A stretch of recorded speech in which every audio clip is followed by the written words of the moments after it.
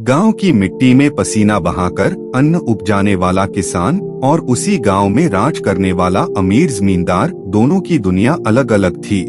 लेकिन तकदीर ने एक दिन ऐसा मोड़ लिया कि किसान और अमीर की जिंदगी आमने सामने आ खड़ी हुई। गांव में सूरज उगते ही मुर्गे बांग देने लगते। हवा में मिट्टी की खुशबू, खेतों की हरियाली और बैलों की घंटियां गूंज उठती। गांव के एक छोर पर रामलाल किसान अपने फटे पुराने कुर्ते और धोती में हल चलाता दिखता। उसके पैरों में चप्पल तक नहीं, हाथों में छाले और माथे पर पसीना। दूसरी तरफ गांव के बीचों बीच बनी बड़ी हवेली में रहता था ठाकुर प्रताप सिंह। वो गांव का सबसे अमीर आदमी था। खेतों से लेकर कुएं तक आधा गांव उसी के कब्जे में था। लोगों में उसका डर भी था और लालच भी। रामलाल दिन रात मेहनत करता, पर उसके पास इतना ही पैसा बचता कि घर में 2 वक्त की रोटी चल सके। उसकी पत्नी सीता और 2 छोटे बच्चे भूख प्यास झेलते रहते। रामलाल, कब तक यूं ही मेहनत करके दूसरों के खेत भरते रहोगे? अपना भी तो एक खेत होना चाहिए। रामलाल मुस्कुराकर जवाब देता, सीता, गरीब का सपना भी गरीब होता है।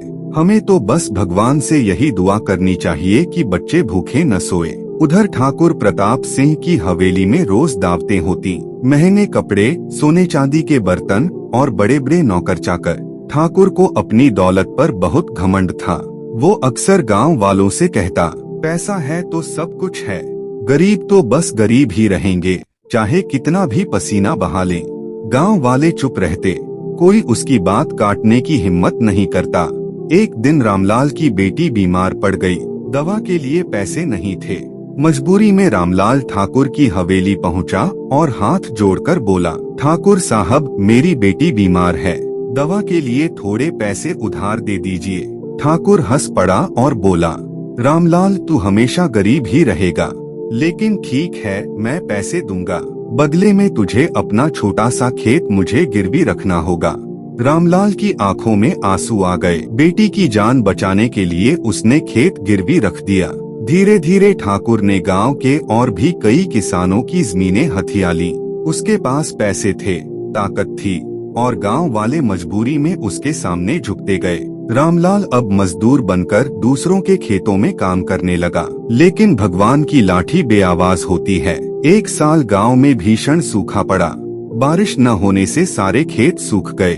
ठाकुर प्रताप सिंह की सारी फसल बर्बाद हो गई। उसकी हवेली में अनाज का एक दाना भी न बचा।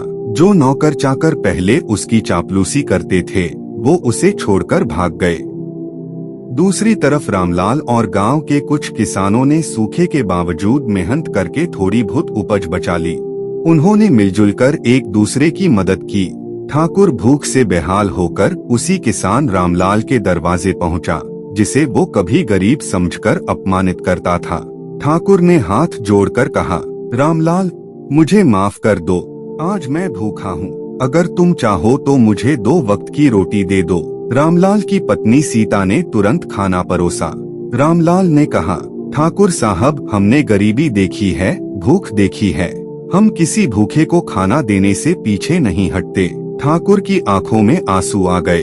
ठाकुर ने समझ लिया कि दौलत से घमंड आता है, लेकिन असली दौलत इंसानियत और मेहनत है। उसने अपनी सारी जमीनें वापस किसानों को लौटा दी और कसम खाई कि अब वो गांव वालों की मदद करेगा।